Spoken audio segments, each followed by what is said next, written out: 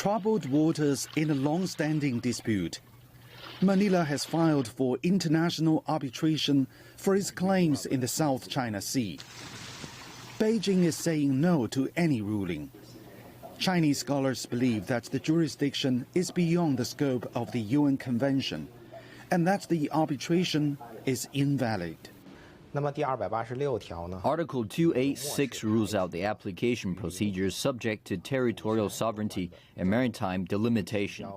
The crux of China-Philippines disputes is exactly territorial disputes caused by the Philippines' illegal occupation of some islands and reefs of China's Nansha Islands since the 1970s.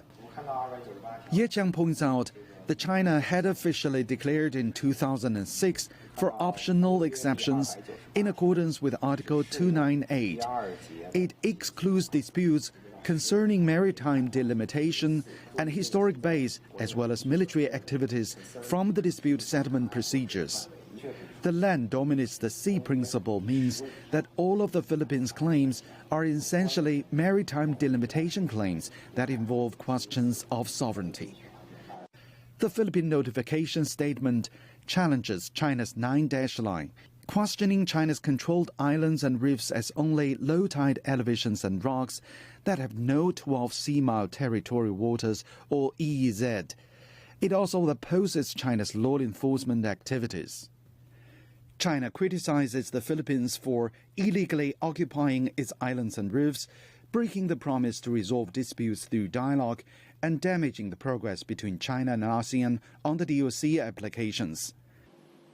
The Philippines has stressed that it did not touch on the territorial issue in the notification statement, but China believes it's impossible to discuss most of its claims without first clarifying Chinese and Philippine sovereignty over the island features in the South China Sea.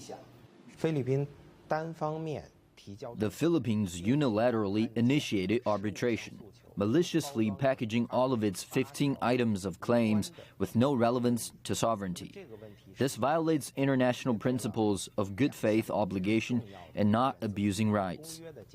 Such behavior is to legitimize the illegal occupation, but has undermined authority and integrity of the UN Convention.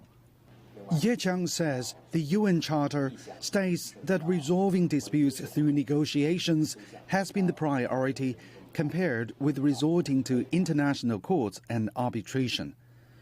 When it comes to sovereignty, no country would allow giving the right of resolution to a third party. China has made it very clear that it will not recognize whatever the tribunal decides, nor will it ever change any of its positions on the South China Sea.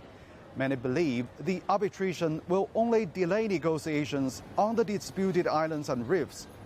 Any solution still seems a long way off. CCTV, Beijing.